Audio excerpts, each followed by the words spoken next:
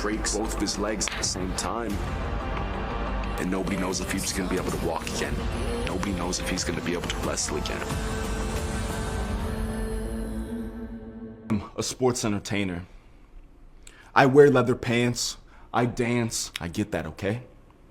But don't you forget for a second that I'm still that same kid from Buffalo, New York that walked into AEW 2 years ago and took over the company.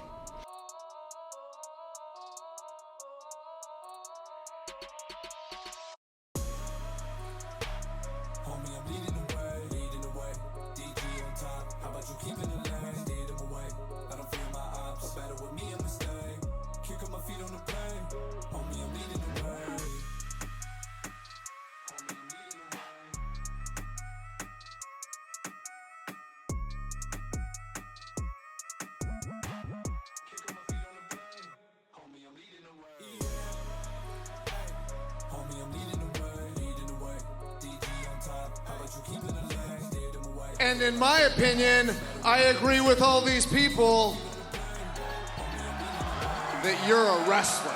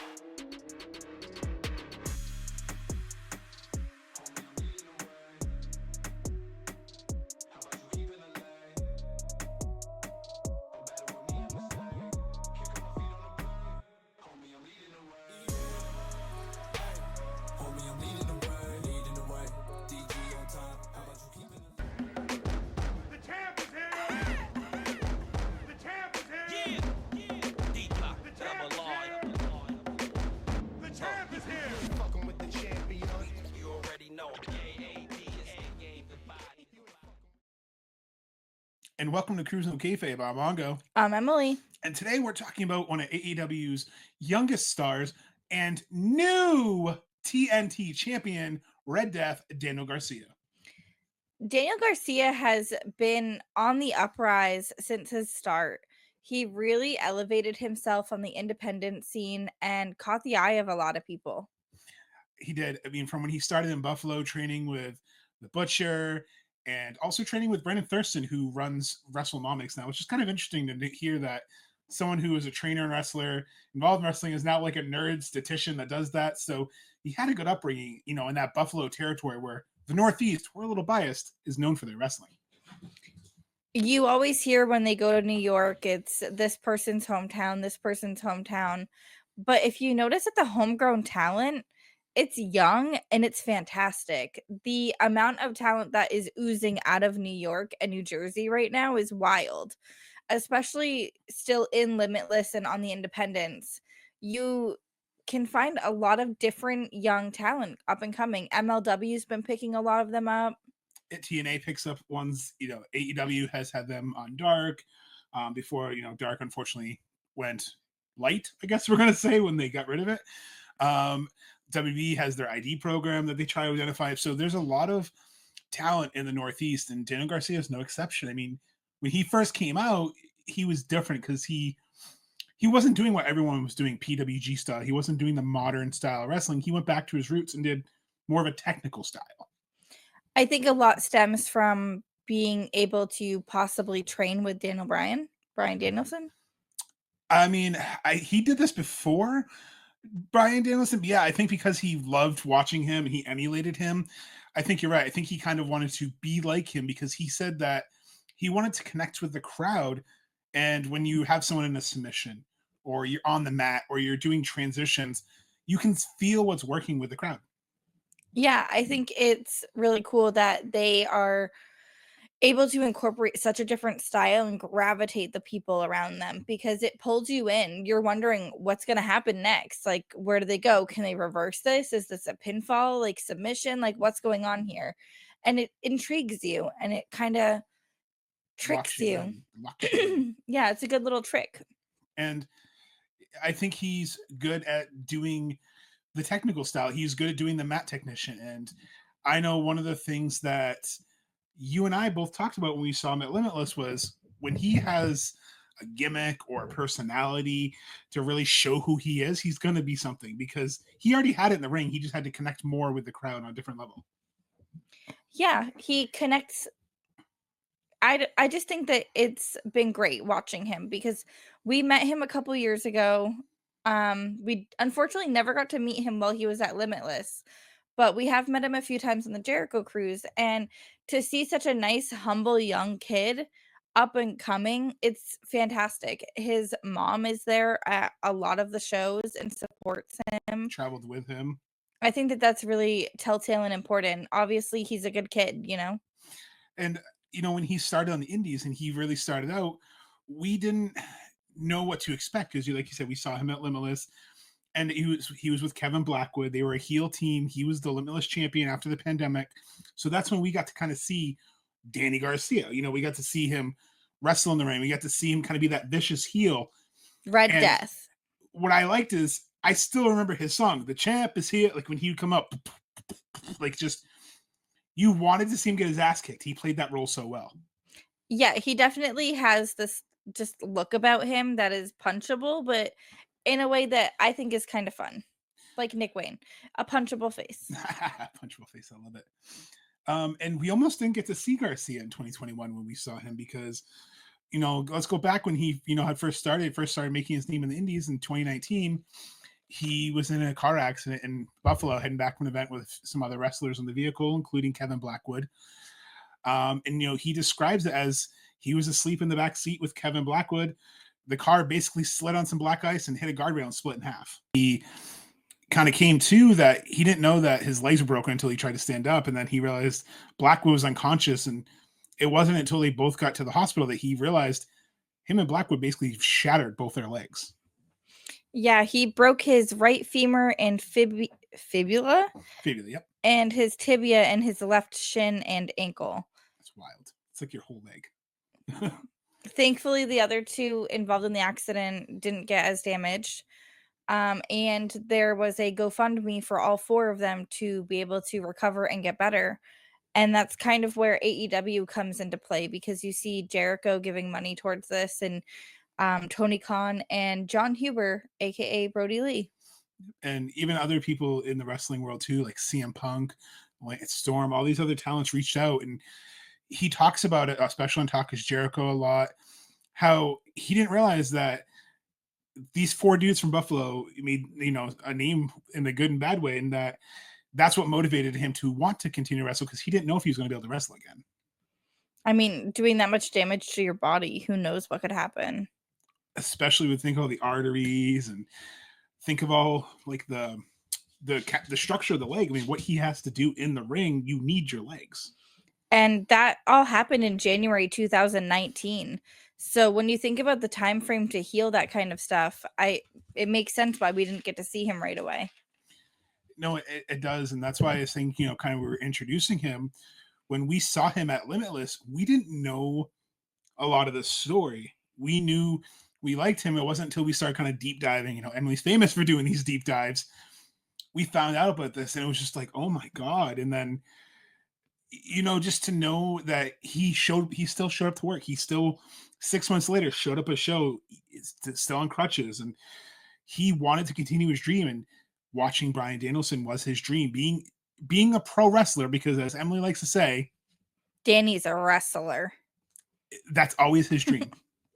She loves it. That if you ever want to pop Emily on the Jericho Cruise, just go up and be like, Danny's a wrestler.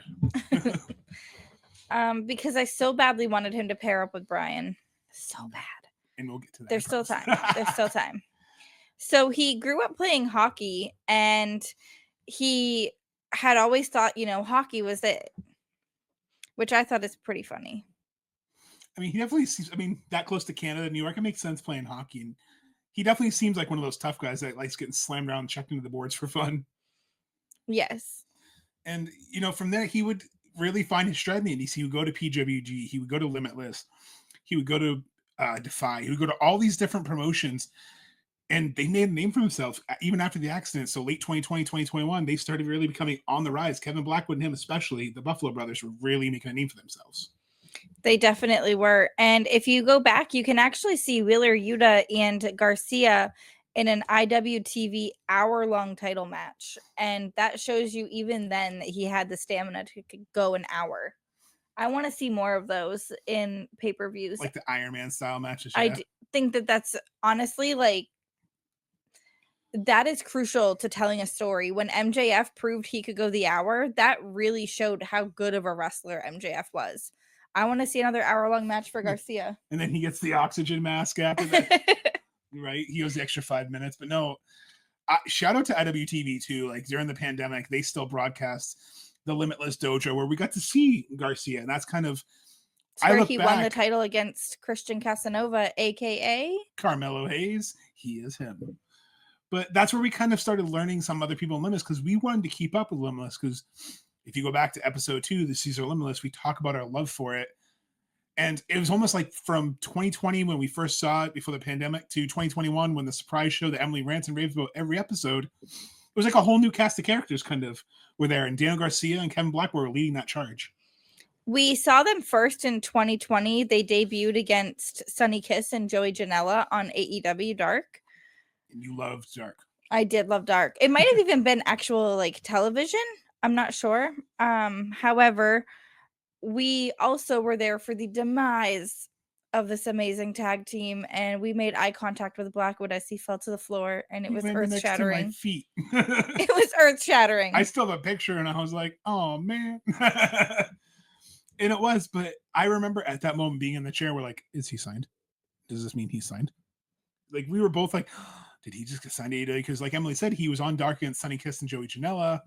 Emily, if you want to know about Dark, Emily watched Dark and Dark Elevation. She worked overnights. She was working odd hours. So that was what she did. She would watch YouTube when she came home. She would watch Dark and she would tell me, so-and-so debuted on Dark today. So-and-so, it's so cool. So that's where her like deep dives really kind of boiled over. Honestly, it was more exciting because it was people that I already followed through Instagram. I had just found Instagram in 2020. Dangerous. Thank you to the pandemic. I literally only followed wrestlers because that's all I cared about. Through listening to Chris Van Vliet, I saw that it was important to support people. And I didn't know how else to support them other than to just follow them on their Instagram, because that gives them fans and people, especially in 2020. That's how you could gauge a fan reaction. You didn't have it in the ring. You didn't have it in the crowd. You kind of had to get over on social media. Like, Matt Cardona really made good points that he had to use social media during the pandemic to promote himself. And a lot of these companies were running studio shows, TNA, AEW, WWE. So like Emily said, they didn't have the crowd reaction. Limitless Dojo basically having a closed gym. So it was a weird time, but it really showed who could thrive in these types of environments. Again, Garcia thrived. They earned the trust of Tony Khan. Obviously Tony Khan and Jericho were made aware of him because of the accident. Unfortunately, it's like a blessing in disguise. They were made aware. So Tony watches the indies. It's well known that he will watch tapes. He invites people in. So obviously he saw something in Garcia. Yeah, I think the best part about this kind of stuff is that Tony Khan really pays attention. He is, what was that word you used earlier for that guy? Phenomics? Phenomics? Is that a word? Thugonomics, John Cena? Phenomenal? I'm not sure. Are you talking about the store earlier today? No. Oh. All right. Well, Emily clearly went on her Thanksgiving walk today. So, but we're Tony Khan is able to look at numbers differently than most people. He's able to look at numbers and grasp things and show you wrestlers from way back when.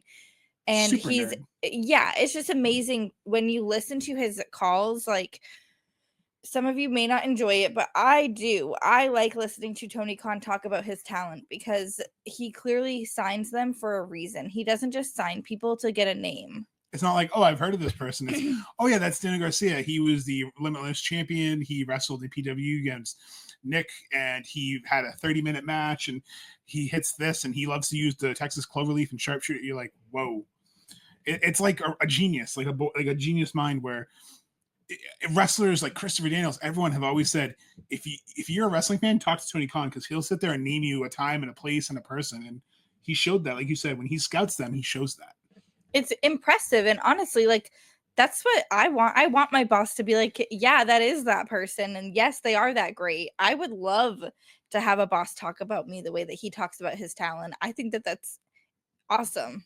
You know, and I think it helps them understand maybe not where they'll fit, but how to best use them and use their skill set. Because wrestling's a lot like football.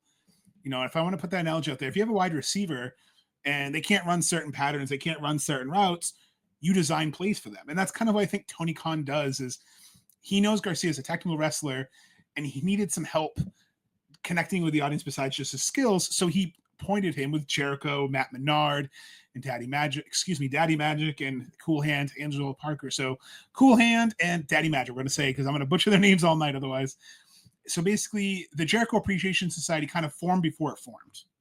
It really did. I think him coming in with 2.0 in 2021. Yes, 2021. The three of them, I was so annoyed because who the fuck is 2.0 working with Red Death? Where is Kevin Blackwood? Fuck this. Like, I want my tag name? team back. Like 2.0. And it was spelled out the number 2, the word point, and then the number 0. So it was like, what the fuck is this? Like, it's like what you used to write in your notebooks when you made those little weird S's and you just drew them all over your notebook. And like, are we trying to be cool here? Like, what do we? Oh, I get it. Cool hand.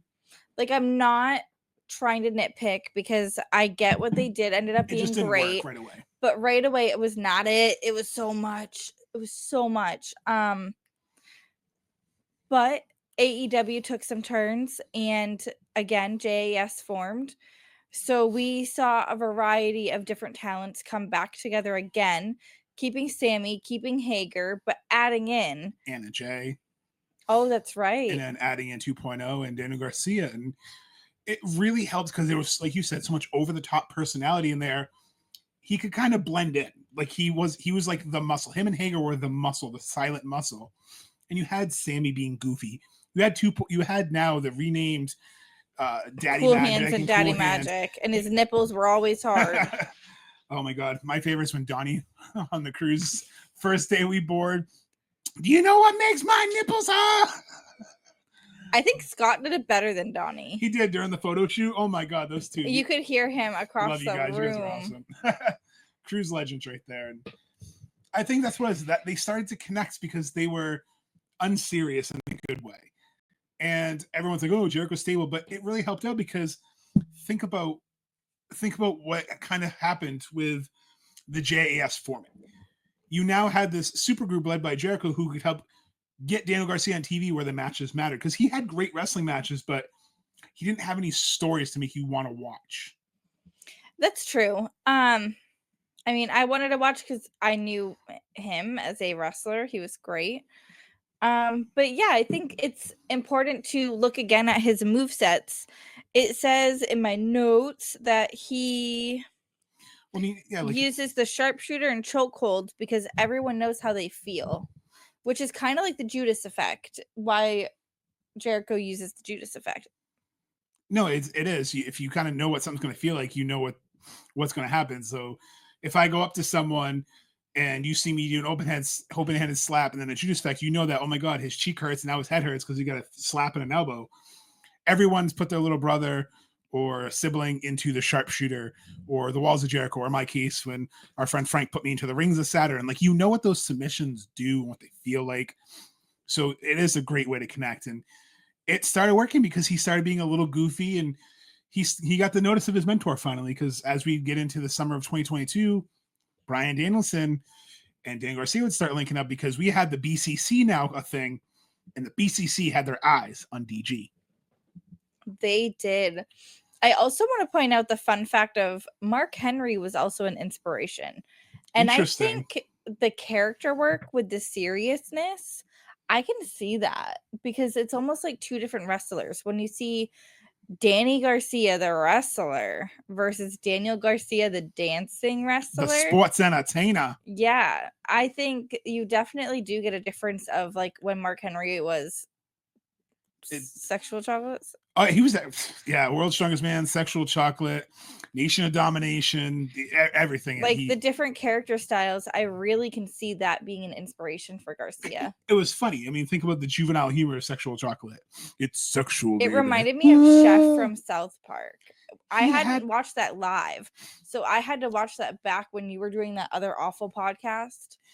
He had a hand baby with Mae Young. It was completely juvenile. A hand. Like, I watched that as an adult. I don't understand the humor. Is it guy humor? Because when you're a 13-year-old kid, it's funny. You know, that's what it is. It's like, it was Beavis and Butthead. Like, Vince McMahon was known for potty humor. He was known for that stupid. I think he still is. Before we clear on that one, we'll just say he's the masterclass of being an ass. But speaking of good masterclasses, that's what I really liked with this feud with Bryan Danielson, because when they finally stepped foot in the ring, it was like they had meant to have a match together this whole time. You had Garcia, trying to do his submissions. You had Bryan Danielson rolling out, getting into the Kimura locks, the yes locks, the mat skills, them beating the shit out of each other, them kicking the crap out of each other. And Bryan just saying, you're not a sports entertainer. Danny's a wrestler.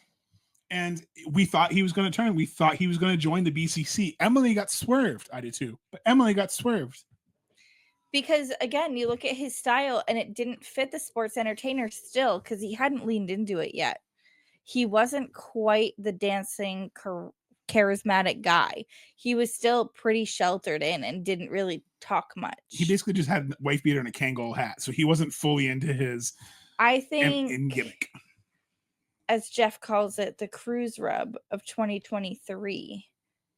He kind of opened up. I think it definitely helped. Because I think, though, when they came on as Jericho Appreciation, I think they all saw how over they were. And I remember we started seeing his humor, I agree. When he had a match and they pulled out ladies' underwear and they said, are these your mom's? And then they pantsed him and he was wearing his mom's underwear. It was fucking hilarious. It was like a purple It was thong. a lilac purple thong. And it was frilly. And it was just, he showed his personality. He showed his goofiness, and then he would develop the dance around that time. Because I remember him and CJ Perry.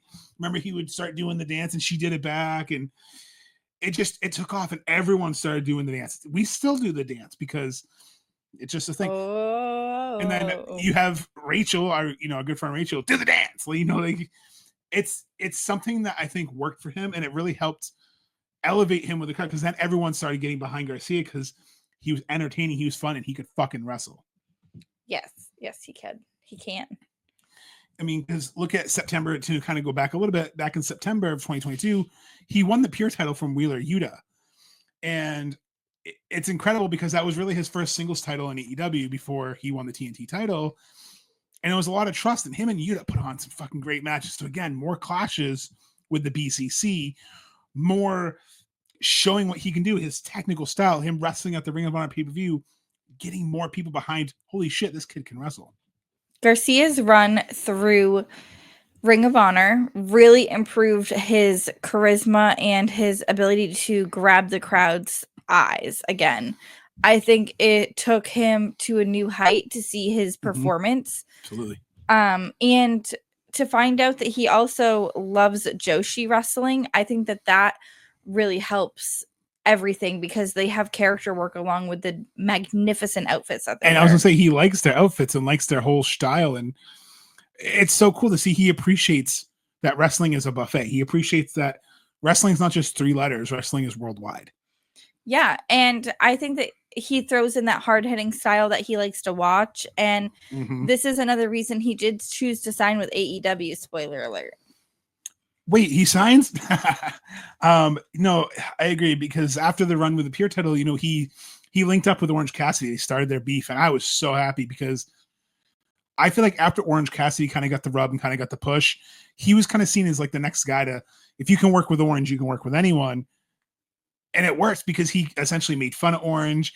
He didn't take him seriously because no one ever takes him seriously. You think they would learn by now to take him seriously. Moxley. And it would lead to my dream match. And if you go back and listen to our prediction episode for Forbidden Door 2023, you can see how much I marked out for this, because you had Shibata, Zack Sabre Jr., Garcia, and Orange Cassidy in a fatal 4-way match. So I got to see Shibata, who he's already looked up to and who I know is a great worker. I got to see ZSJ, who I absolutely love, Orange Cassidy and Garcia in the same fucking ring. I was like, let's go. And that match delivered. Athleticism is amazing, no matter what kind of athleticism you like in the ring. However, I like a mixture of everything. She wants to see like the action movies. Sometimes I like to see the talkies. That's basically, I think, what it is they told the story on the ground, but it wasn't, rewatching it for this episode, it wasn't as slow as some can be. But I understand, because you got to remember, when she came into wrestling in 2014, it had already evolved. So Matt's style is rare now. It was rare. So she didn't see the same amount of, 90s wrestling that I saw with it in it. So everyone has their different taste, but I liked it because it showed, ZSJ trying to break their fingers. It showed Shibata doing the crazy suplexes. It showed Garcia keeping up, putting the double submissions on. It just, to me, it was everything I think really proved that Garcia could main event and be a title holder in AEW. And clearly a year later, we were right, because he is. Maybe it's like my version of the wrestling buffet is like the generic mac and cheese and chicken nuggies that the kids like. Wrestling, but there's more than just, you like the PWG. I like mystery wrestling. You Thank like you, Evil Uno. I was gonna say, I like the New Japan style. It's all about Character preference. And athleticism. And I like athleticism, and I like the story in the ring. So it's great because, again, we're not going to agree on everything. Look, we're a husband and wife. We don't always agree on everything, but you know what we don't do? We don't belittle each other because we don't like it. We enjoy wrestling for what it is, entertainment. And Daniel Garcia is an entertainer and a wrestler. So I'm happy that we got to see this rise and so far, because it didn't stop there, because he really would show his character side a few months later in Boston at Blood and Guts, him and Sammy Guevara, the iconic image is Guevara laying on the ground with his legs open, tongue out, and then Garcia poking his head through like a little baby. Oh my God, that image still lives in my brain rent free. And they would go against Better Than You, Baby, and that crowd was hot for both teams. Like, they wanted either team to win. Obviously, Better Than You, Baby was the favorite because they had the hottest storyline, but again, he's mixing it up with MJF in the ring. Little future spoiler here. I think that their work together has been awesome. I think that they have really accommodated each other in the JAS. I think that it elevated every single one of them, like Jericho likes to do. If you look at Santana Ortiz, what am I thinking? If you look at them, they really were able to get more signings. Not that they weren't already good. Don't get me wrong there. They were. But they've been able to really grow. I was going to say, they went from a niche where, TNA fans knew who they were as LAX. Ring of Honor fans knew who they were. Yeah. But now it turned into, okay, so they've been on TV more. This is Pride and Powerful now. This is Santana Ortiz. Unfortunately, he's out with injury now, but he's going to come back. I guarantee he'll be inserted somewhere because he's talented. Santana's killing it in TNA right now. Is able to go on a singles run and show his stuff. So I guess Jericho puts people over, huh? Jake Hager had some awesome matches. He just kind of derailed himself, but that's a different story. Yeah, he had awesome matches, though. When he was in AEW, he had one of the first cage matches. That Wardlow fight in the Lions Den, that was pretty entertaining. Yeah. I like this hat. Also, again, MJF and Wardlow, they teamed up. We had the Dinner Debonair with JAS. I think it'd be funny if you put later on down the road the Scapegoat with Daniel Garcia. You know how they put the tag teams randomly together in like Eliminator? How funny would it be if they get the pair up next year or later on, just to see if they could work together? Because they kind of both the same kind of person. They are really douchey. That's a good word to put. So we'd fast forward to these, later half of the 2023, and Daniel Garcia would be in his very first Continental Classic. It wouldn't go so well for him because, unfortunately, he was on a losing streak. But I'm going to ask Emily here, who was the first person he beat in the Continental Classic? Do you remember? Because it was an iconic victory. The first person Some say people he might have got crowned because of it. Oh, I was going to say Brian, but now I don't know. Brody King. So I was thinking Buddy, not Brian. So he beat Brody King and kind of proved at the end he didn't perform as well as he wanted in the tournament, but he was able to get some points and still have a good showing in the end. Keep up. That's what I like about this. Can we talk about this for a second? Yeah, and he's in it this year, so hopefully he has a good redemption. I think that something about this tournament that a lot of people don't understand is that every single point matters, which means that you're going to see them wrestled at their very best. You're going to see them going for broke. You're going to see them putting everything they have out there. Going for 20 minutes to see if they can't win, they're going to try to get that 1 point for a draw. It's something, something is better than nothing. If they're not, going to win, they're going to attempt to break the time limit, like you said. And they all showcase because they're not 5-minute squash matches. They're showcase matches, like you just said. And that's what helped Daniel Garcia even more because he had a good showing in every single match of the C2. And then he beat Brody King and everybody thought he was going to get squashed. So he's now at this point uber over the crowd. Like you said, he's back on the second cruise with us, making friends with Cam. Cam loves him even more because of the second cruise with us because let's just say karaoke with DG is very fun. Yes. He may have been snuck in. I also like that right before the cruise too, he teamed with FTR to take on the House of Black in that epic cage match on Collision. And I think that, again, that showed that because Brody King wanted his revenge. And that's what's great about the Continental Classic. It sets up stories for the future. So he beat Brody. Brody was pissed. So now you have the House of Black going after Danny. Well, Danny needed help. So he chose FTR. And again, as the JS has been broken up, Danny's kind of on his own to figure out what to do. Now he's got FTR on his side. And he's in one of the craziest cage matches in AEW. And then goes on the fucking boat the next day. I don't know how he did it. I don't know how he walked on the boat because that match he was getting thrown around. Must be some DDPY. Something. DDPY and some dancing his way all the way across. We don't even need a Congo line. We just all need to do the Daniel Garcia all the way through the atrium this year. I say we do it. That'd be so fun. Cam can lead us. And then what I really like though is, so we don't jump too far ahead because now we're going to obviously get into some more current events, but I really liked that through, this first half of his career up until the beginning of 2024, he really shined through because when he was first signed, he was like, really? You signed him? He looks plain. He looks average. And now how many people like Daniel Garcia? Like how much more over he is. WWE fans were hoping he'd get signed. That says a lot. If you can hope to get a wrestler signed, I'd say that that's a pretty great thing. I know. I like how he said that he wasn't understand their fans' recruiting strategy. He's like, so apparently I only want pretty women because they're all trying to fantasy book him with, look who you can be girlfriend with. You can get this person as your girlfriend or this person. This can be your gym partner. He's like, okay. So he clearly that's how noticed, you value me. Shout out to the Daniel Garcia deleted tweets account. Some of the funniest comedic gold is Daniel Garcia tweeting something then instantly deleting it. I don't know if it's regret or if it's a shtick, but it's just he's got such a presence now, and I love that people are finally appreciating him because as we get to his TNT run, I think there's more in his future because he is willing to work. He's willing to show up and wrestle. He's willing to work with whatever story you're going to give him, and he's willing to try because I think that's all you can want as a wrestling fan. I get creative's going to suck every wrestling company. There's going to be things that you fantasy book and then you're mad that they didn't happen. But Garcia went in there and was like, okay, I'll do this. I've never looked at a Garcia match and went, wow, that sucked. I'm usually like, okay, maybe this is the time Danny finally gets the title shot. That's just it though.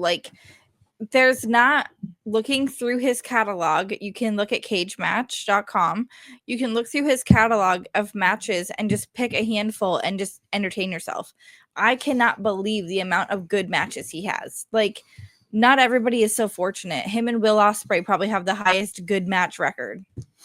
I mean, the Ospreay is definitely in a league of his own too, because I think he's got the record for Dave Meltzer's weird little star system there, but which even he doesn't agree with, which is so ironic. Ospreay's Ospreay. I think yeah. Dave. I mean, that would make sense for Dave too. yes, it would. But no, and I think that's the thing. It's how you tell the story. And Emily earlier said how he's a big fan of Joshi wrestling. He wants to go to Japan. He wants to work New Japan. Yeah. And what better way than, this upcoming big pay-per-view? Wrestle Dynasty, Wrestle Kingdom. CMLL, he could go down to Mexico and work down there. I think that's why, as Emily kind of alluded to earlier, why he resigned, because he has opportunities to wrestle all over the world. And I can't imagine being a wrestling fan growing up, knowing I'm going to be a wrestler, and not wanting to travel and do what I love in front of more than just my hometown, more than just my home country. I mean, we've talked to wrestlers personally. We've listened to interviews. They almost all say the same thing. I'd love to be able to go to Japan. I'd love to go to Hawaii. I'd love to go to Canada. They always want to travel. Jada, I want to go to Mexico. I want to go to Japan. It's because they want to see and feel different styles, different fandoms, because if you watch wrestling in Britain, they cheer for different things than what we cheer for here. I mean, look how rabid those fan bases are overseas compared to our fan bases. Yeah, and then you've got Japanese style, which if you're not over, you're going to know. Yep. And the fact that they are quiet regardless is intimidating. Because they're more of a respectful crowd. Yeah, so they're going to react to the good shit, but they're going to let you know if it doesn't work. It'll be like a pin drop. So I think that it's really cool that he gets to potentially live out his dream and get to travel soon. What I would love to see is this TNT title make its way across these promotions as well. I want to see AEW use their partnerships like that, and like what Mercedes has been able to do. And I think it's going to start doing that, because you look at his kind of path to the TNT title, which will lead into this next part, is, he started out challenging Christian at Revolution, and we were there. We wanted Garcia to win so bad. We were dancing in the aisles. I have a picture of our son dancing when he comes out to do his entrance, because all we wanted to see was Garcia, but we knew it wasn't time yet, but we were hopeful. And then he didn't get it done, but then he comes back, and all of a sudden, Will Ospreay is like, I'll give you a match for this international title, after he starts racking up wins.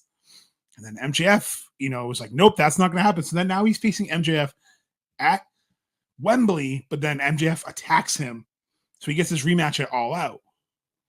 He doesn't win, but he beats the fuck out of MJF and sends him packing all the way to Happy Gilmore too.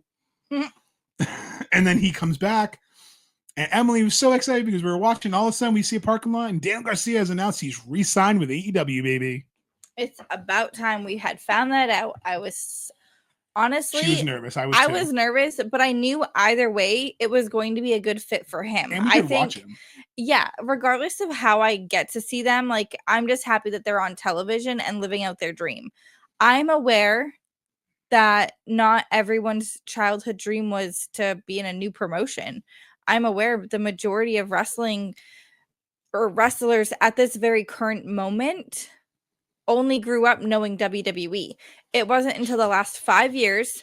So if you go back, they're 18. So you're telling me a 13-year-old was like, oh, I want to go and I want to win the AEW World Championship. Right. It's going to take time. It's going to take a little bit. I mean, you have one company that has literally 40 plus years. So 4 generations of fandom, grandparents down to grandkids, dreams are going to change, because now it's not the only game in town. You're going to, like you said, our son who's 10, who's been watching AEW half his life. Yep. He sees both companies, but he knows there's a choice. And he told us, he's like, if I ever get to wrestle, I'd love to wrestle in Wembley. And that's what AEW brought. It brought an alternative. And, Garcia got to have his moment at Wembley anyway. He got to come out and screw MJF. And I remember he talked in an interview that Emily played when we were driving. He's like, I didn't think they'd remember me. You didn't think they'd remember you? You got one of the loudest pops at Wembley. They definitely remembered you, Danny. Like, Danny Garcia, do you know who you are? Like, what? Yes, they're going to know you. They've been waiting to hear from you. They have been like on the edge of their seat, ready. Okay, where's he signing? Where do I watch him now? What's going to happen? Is he going to go fight Carmelo Hayes? Right? Is he going to be on the main roster? Is he going to be on NXT? Is he going to come back to he has unfinished business with MJF and Ospreay? Is it all three at once? And now Ricochet, like, there's so much more. And, Shibata gets a title shot at some point. There's so much more. And I think that's where, the last segment of our episode is, let's kind of fantasy book, like, where we want to see Daniel Garcia kind of end the year out. And, like, what do we see for next year him? Because he's finally TNT title. We finally got what we wanted to see him with gold in AEW. Or do you think he'll keep the black and red? Because that would look pretty badass with him. I think he's going to keep the original title. I don't see him doing a real like custom unless it's Red Death customed. But I do want to see him kind of get a record with this in some way. Like maybe most defenses or something crazy. Yeah. I want him to like, yeah. And what I really Like carve his truly name. would love is to get that open challenge back for this. Yes. I want to see that again because honestly, like Garcia challenged for this way back in the beginning when Cody had it, I believe. He did. And then he tried to challenge Christian. So it took him 3 times to get this. And he's not going to let it go easy. And he knows what's at stake. He knows that his reputation is at stake. And oh my God, that means, can you imagine if Blackwood answers one of the open challenges? But that's just it. We saw Warhorse answer to Cody Rhodes. My favorite Arn Anderson promo. So sorry. I still love that 2 years ago. It was around this time. Foot in mouth. I wouldn't even say, I don't think he minded. I don't mouth. think he minded that bad. He was just like, of all the promos I've done, that was your favorite. He was not impressed at all. I don't think he's ever smiled. Is he ever impressed? I don't know. No, but I'm excited to see. Like, yeah, Open Challenge, that's a great one. I think that's a great first start, Open Challenge. We got World's End up. Like, who do you think should feud at World's End? Oh, I gotta see. Is that the next promo or is that the next pay-per-view? Yeah, a few weeks away. Ready? Mm-hmm. See, I do kind of miss like the 4-year format. This is too much. I mean, I think right now you have to look at who's kind of been waiting. We have Adam Copeland, who never really lost his title, so he could probably get a rematch if he comes back in January after World's End. You know, you have someone like a Nick Wayne who could go after, which I think that would be a great first feud. Him and Nick Wayne, like you said earlier, let the 2 young kids go at it. Maybe Nick Wayne wants to step up to get gold to be like his dad. Or win it back for his dad, and like Luchasaurus, he doesn't get to hold it. I don't know. See, I don't know if they could do that twice though, because Nick Wayne, I feel like they gotta. That is what breaks Nick Wayne. That's what wakes him up. I don't know. Christian Cage. Maybe. Christian Cage does the dirty with the belt with his mommy. Ew. I don't want to think about that. And he's like, "Not my mom." I like how. Man, You're welcome. There's the family broadcasting. There's the sports entertainment. Emily. Next week on Dynamite, Christian lays pipe to Mama Wayne. With the title belt. Garcia. With the title belt. That's why this is important. With Nick Wayne's title belt. So she's naked wearing the belt, or he's naked wearing the belt? So either one. I guess that's up to you. Listen to Chelsea Green's Green with Envy, and you'll learn all about championship fucking. Can you imagine that first promo with Nick Wayne? You boinked my mom while wearing my gold. I'm like, what? That would be pretty funny. I'm not gonna lie, but I don't know if I would personally enjoy that, but I think that would be funny. It would be funny. It would be funny. I could also see, Jack Perry asking for a rematch. They don't do a lot of those automatic, but I could see that. You know who I could see going for this? Who's that? He's sitting next to you. Wheeler Yuta, because they've been a constant since the very start of Garcia's, wrestling. I could also see, like a dark horse candidate, maybe someone that we don't see, maybe like a Shoddy Lee, like maybe someone who hasn't really been in the spotlight saying, you know what, why don't you give me a shot? Like you said, kind of open challenge format, but doesn't always have to be a blood feud. It could just be, yo, let me get a shot. Let me see what you got, Danny. I could see that. What about Angela Park comes back and says, like a respect match? Like, hey, I had your back. Why don't you give me a shot? I don't see that happening, but that would be cool. I could see that happening more than Nick Wayne and his mom point. Okay, I see Marina Shafir challenging for it before that. Interesting. I mean, they never have clarified the gender. Booked like Ripley. I think she's being booked more like a DX China. Which is kind of the same. So I can see both. I mean, technically, they've never said if there's a gender on TBS or TNT. I just want to point that out. They've never put a gender as to it.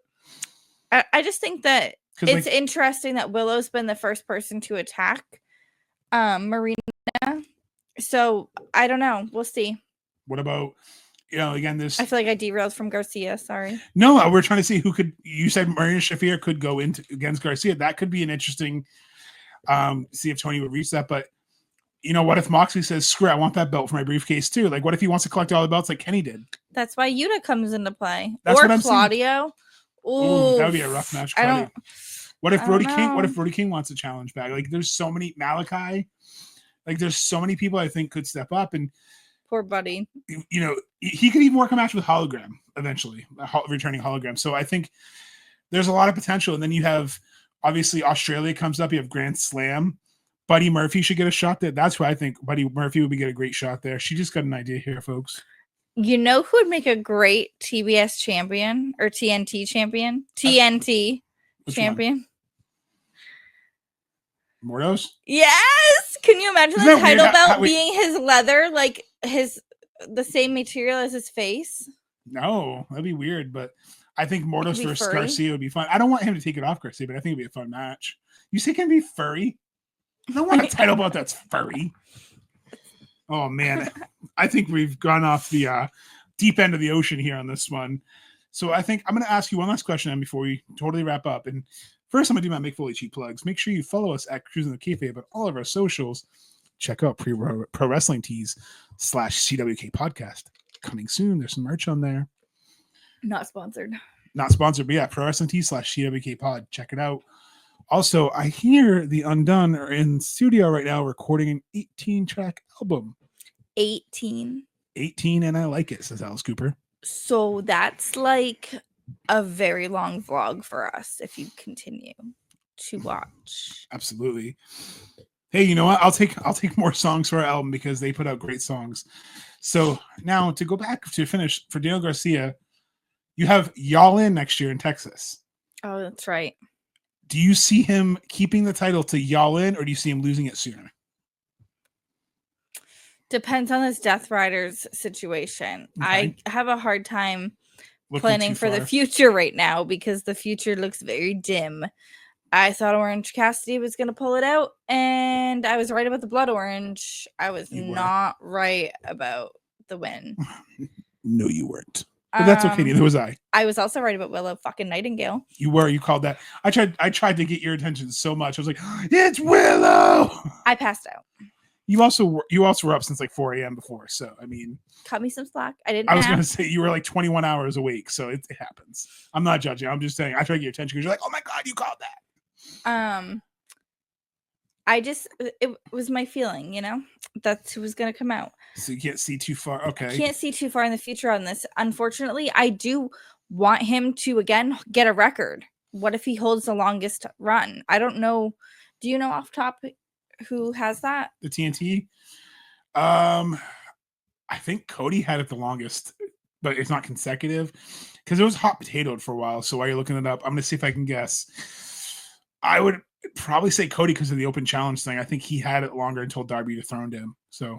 So Cody's run, well, one of them was 91 days and the other was Brody Lee at 46. So that's hard to want that beat now. I mean, Cody's run to 90. That's 3 months. So we're looking at least Australia. I think that's doable. Yeah, let him get that record. Let him establish it because that's kind of what the TNT title needs. It needs to, like what I'm not saying what Gunther did for the IC title where you hold it for almost 2 years, but if you hold it for 6 months, make it like a meaningful record, it's going to be more of a meaningful belt if he has, like you said. So there's that record he could actually have the most offenses and hold it the longest. Add to that lineage. Definitely the very long lineage. Can we just say that Cody Rhodes held it 3 times in the short time frame they had the belt while he was there? I mean, he really did help introduce it too, because like you said, he started the open challenge thing. Him putting Darby Allin over really helped get Darby Allin recognition. Sammy Guevara in that insane ladder match with him. Obviously, Brody Lee in the iconic red belts when he held it. It's a very meaningful belt. It's one of the reasons I bought that red belt, because TNT means a lot to me, just because it's when AEW was really hitting on all cylinders for me. Not that it isn't now, but seeing Garcia add to that legacy, I think it's more fair because he had a great run with that with the Limitless belt. You know, he had almost a history-making run with it. So, yeah, let's go. I'm going to say there's been 25 reigns between 14 different championships. It's because there was a lot of hot shot booking with like Hobbs and one Wardlow. vacancy. Yeah, there was some issues with it. But yeah, so he's the 25th champion. So, hey, there you go. It's like I said. So I'm going to say he keeps it until at least Revolution. So that'll break the record for you. So I'm going to say at least Revolution. So March. I want to see him break records. I just want to see him That would break one. just really truly shine with this run. I Shine think bright this like is a diamond. his time. This is it.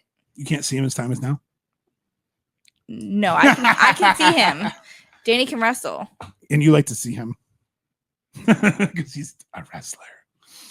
So no, I absolutely love Garcia. I hope you guys, again, go check out some of his YouTube matches outside of AEW. You'll be pleasantly surprised. I would say Limitless, PWG, anything with him and Kevin Blackwood would be great to watch. Check out the Limitless channel because they have some awesome footage of his matches. I don't think you'll be disappointed. There's not a disappointing match. If you find one, let us know. I'm just curious. All right, so before I sign us off, do you have anything else you want to add? Danny's a wrestler. I like that one. So I think we'll end on that note. So until next time, always Keep the kayfabe.